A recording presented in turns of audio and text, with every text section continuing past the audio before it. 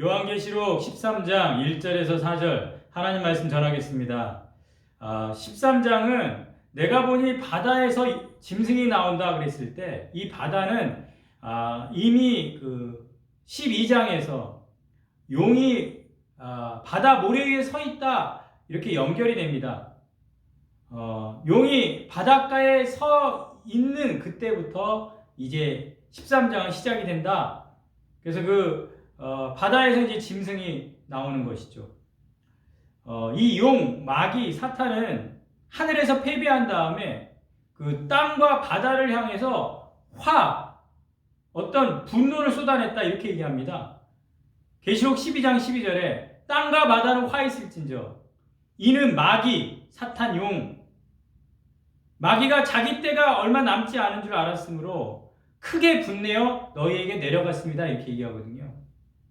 이렇게 이 바다는 이 용, 사탄, 마귀가 자기의 분노를 쏟아내는 공간으로 이야기하고 또 이 바다는 마지막 때까지 죽은 자들의 어떤 일부를 붙잡고 있는 그래서 요한계시록 20장 13절에 바다가 그 가운데서 죽은 자들을 내주고 이렇게 이야기합니다. 그리고 새 창조 때는 바다는 사라집니다. 왜냐하면 하나님과 어린 양의 보좌에서 흘러나오는 생명수가 있기 때문에. 그래서 우리는 이 바다가 가지고 있는 의미를 이해를 해야 되는데 이 바다에서 이제 짐승이 나오지 않습니까? 1절에 뿔이 10이요 머리가 7이라. 그러니까 용과 같이 7머리와 10뿔을 가지고 있는 이것은 어떻게 보면 악마, 사탄, 용의 어떤 구체화. 어린 양이 하나님의 힘과 권능을 가지고 성육신하는 것처럼 구체화해서 이 땅에 오신 것처럼 짐승은 사탄의 힘과 권세를 이 땅에 구체화시키고 나타내는 존재로서 용이 하늘로부터 추방되어 이 땅과 바다를 향해 분노를 쏟아낼 때에 이 짐승은 그 용의 사탄의 지배력을 확대하는 그래서 용은 7왕관을 썼다 그랬는데 짐승은 그 수를 늘려가지고 10왕관을 썼다. 1절에 그 뿔에는 10왕관이 있고 그러니까 이 가공할 만한 어떤 힘을 가지고 있다. 그리고 신성 모독하는 이름을 머리에 있는데 이 말은 하나님의 자리를 차지하고자 하는 어떤 반역의 어떤 시도 하나님의 합당한 이름이 아닌 그 이름을 모독하는 하나님의 자리를 차지하려고 하는 반역의 시도를 1절에서 우리는 이 짐승의 존재에서 알 수가 있습니다. 그리고 이것을 2절에 어떻게 설명하냐면 내가 본 짐승은 표범과 비슷하고 그 발은 곰의 발 같고 그 입은 사자의 입 같다.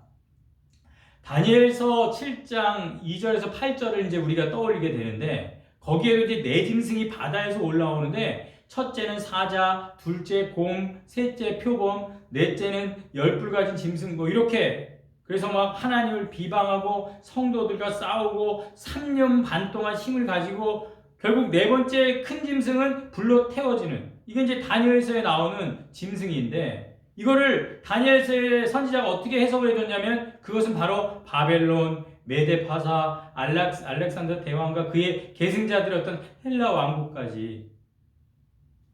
근데 오늘 요한계시록 본문에서는 이 네 짐승이 한 짐승으로 이렇게 모아져서 많은 그 제국들이 일어났다 사라지는 어떤 그런 제국의 포악한 어떤 폭력적인 그런 실체를 이 짐승이라는 것으로 이렇게 표현해 주고 있습니다.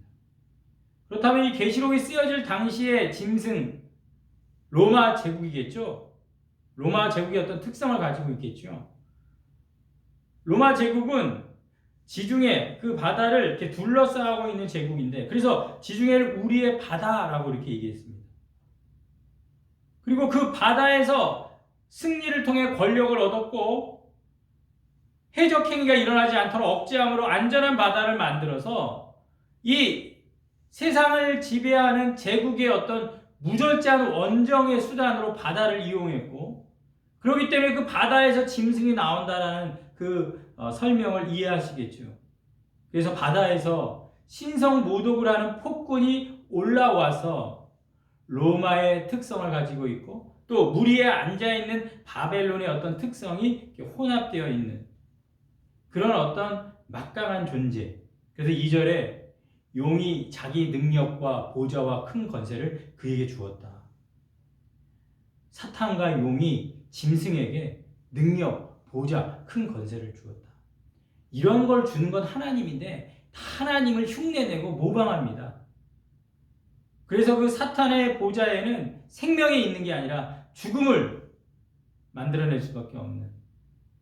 그런데 3절에 그의 머리 하나가 상했는데, 죽게 된 것 같았는데 상처가 나아가지고 죽었다가 생명으로 회복되는 어떤 짐승의 모습을 성경은 이야기해주고 있습니다. 그런데 이게 머리 하나, 그랬으니까 이 통치자의 머리에 관심을 기울이고 있죠. 계시록에 쓰여질 그 당시에 그 로마 황제 중에 그 네로가 죽었다가 살아났다라는 어떤 굉장히 많은 사람들이 알고 있는 이야기가 있었고, 이런 그 당시의 어떤 이야기들을 이 요한 사도가 계시록을 쓸 때 어떤 짐승의 어떤 죽음과 부활로 잘 연결을 해서 이 네로의 전설이 그 로마의 통치를 잘 설명해 줄 수 있는, 그 로마의 전설을, 네로의 어떤 이야기를 예로서 이용함을 통해서 네로의 어떤 짐승적인 특성을 부각시키는 거죠.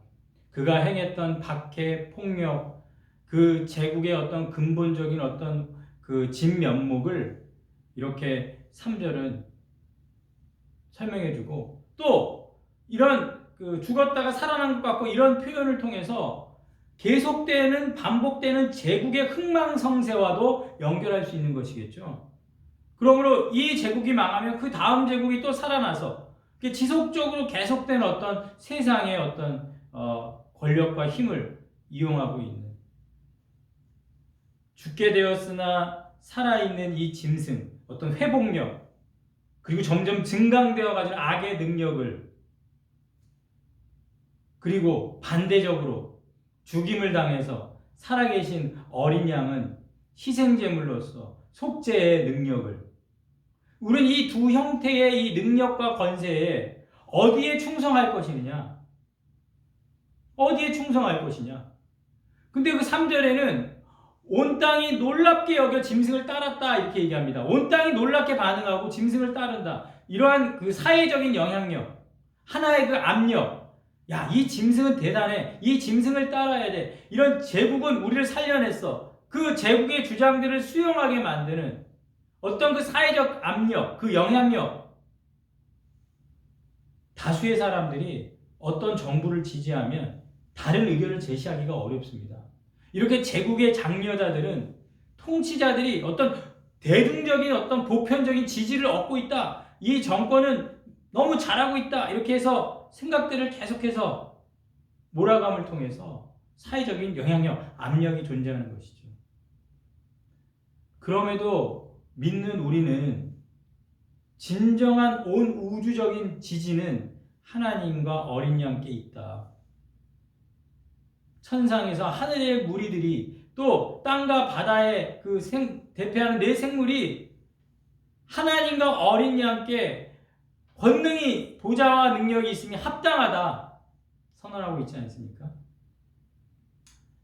이 땅에서는 보편적인 어떤 동의를 얻은 황제와 그 신하들의 통치를 지지하지만 하늘과 땅의 많은 무리들은 하나님과 어린 양의 주권을 강조해야 된다. 어린 양만이 우리의 신뢰가 되고 거기에 믿음에 합당한 권세를 갖고 계시다라는 것. 그런데 이제 무서운 것은 이런 사회적인 영향력과 압력이 단순히 사회생활을 하도록 하는 어떤 삶의 패턴이 아니라, 이런 세상의 지지, 이러한 세상의 영향력은 내가 어디를 신뢰하고 살아가느냐, 내 신뢰가 어디를 향하냐 어떤 신앙의 문제로 나타난다는 사실입니다. 그래서 오늘 경배라는 예배로 이어지죠. 4절에 용에게 경배하며 짐승에게 경배하며. 그 당시 로마 제국은 황제 숭배가 굉장히 심했고 다니엘서 같은 경우에 그 느부갓네살 왕이 그 신상 앞에 절하도록 사람들에게 요구했지만 그 거부하는 그런 우상 숭배를 거절하는 그런 장면들이 나오죠. 이렇게 용과 짐승이 온 세상이 따름을 통한 지지와 그 지지는 그 영향력은 결국 그들을 신뢰하게 만드는 용과 짐승이 우상이 되고 돈과 만몬이 우상이 되는, 그래서 내 안의 중심에 예배하는 대상이 누구냐에 관한 문제로 향하게 되어 있다는 것이죠. 그래서 신명기 5장 7절에 나 외에는 다른 신들을 내게 두지 말지니라. 그러니까 결국 가나안 땅에 들어가서 이 하나님을 섬기는 이스라엘 백성들이 이 바알과 아세라라는 어떤 풍요의 신, 음행의 신들을 계속 따르려고 하는, 그러니까 단순히 사회생활이 아니라 그들의 신앙생활 자체까지 흔들어 놓는 어떤 예배의 문제로 향한다는 사실입니다. 과연 이 세상이 지지하는 세상의 영향력에 저항할 수 있겠습니까? 그래서 이 세상을 따르는 자들, 자기의 합리화가 있습니다. 그러니까 용과 짐승을 경배하고 우상 숭배자들에게는 다 이유가 있는데 오늘 4절에 이렇게 얘기합니다. 누가 이 짐승과 같으냐? 그러니까 이 짐승과 같은 이는 없다. 짐승과 견줄 데가 없다. 그런 합법성, 평화와 번영을 가져다 두고 아무도 그들을 능가할 수 없다. 그래서 짐승을 향해 경의를 표하는 무리들이 누가 이 짐승과 같냐? 그러면서 또 하나, 누가 능히 이와 더불어 싸우리오? 아무도 이 짐승에 대항해서 싸울 수 없어. 여기에 따라야 돼. 성공을 하려면, 부를 얻으려면, 명예를 얻으려면 이 짐승 안에 속해야 돼. 짐승은 이길 수 없어. 로마는 전쟁으로 정복할 수 없어. 다 그렇게 사는 거야. 별 수 없어. 어쩔 수 없다니까. 믿는 우리는 세상을 따르는 자들의 그 자기 합리화에 절대 빠져서는 안 된다는 사실입니다. 우리 믿는 자의 입에서 터져 나와야 될 고백은 여호와여 신중에 주와 같은 자가 누구니이까? 주와 같이 거룩함으로 영광스러우며 찬송할 만한 위엄이 있으며 기이한 일을 행하는 자가 누구니이까? 출애굽에서 출애굽기 15장에서 찬양했던 그 이스라엘 백성의 찬양이 우리의 찬양이 되어야 될 줄로 믿습니다. 어떤 것도 견줄 수 없는 하나님, 다스리기에 합당하신 이는 하나님과 어린 양.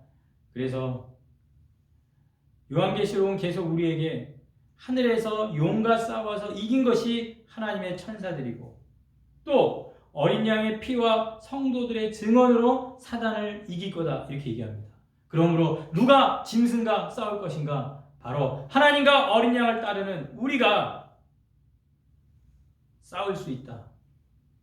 요한계시록은 우리에게 말씀합니다. 세상에 자기의 합리화에 빠져서 어쩔 수 없이 누구도 이길 수 없다. 누가 짐승과 싸울 수 있을까? 한탄하는 이 세상을 향해서 믿는 자가 세상을 이겨노라 예수 그리스도의 어린 양을 따르는 우리의 믿음의 승리가 우리의 마음의 중심에 예배의 경배의 대상은 하나님과 어린 양임을 꼭 어떤 것도 내 마음의 중심에 두지 않는 우리가 되기를 주님의 이름으로 축원합니다. 기도하겠습니다.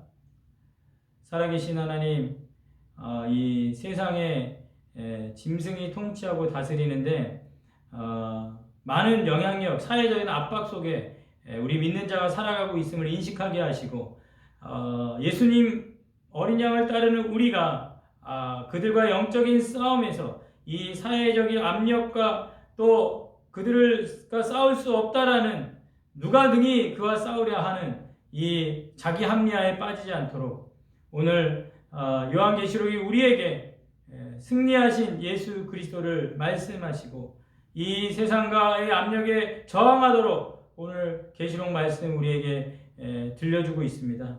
살아계신 하나님, 오늘도 우리에게 자기 합리화에 빠지지 말고 하나님 같은 분이 누구며 오직 능력과 권능과 찬양 또 건져내시고 살려내신 구원하신 하나님이 우리의 주인이고 왕이심을 항상 내 마음 중심에 새길 수 있도록 주여 도와주시옵소서. 돈과 만mon의 우상에 또 어려운 문제와 경제적인 환경 속에 계속 압박이 다가오지만 주여 오늘도 우리에게 이 하나님의 예수 그리스도의 능력으로 그런 모든 세상의 두려움들을 물러가게 주시옵소서. 그래서 하나님의 승리, 예수 그리스도가 세상을 이겼노라 말씀하신 세상이 줄 수 없는 평안을 우리 믿는 우리에게 허락해 주시옵소서. 예수님의 이름으로 기도하였사옵나이다. 아멘.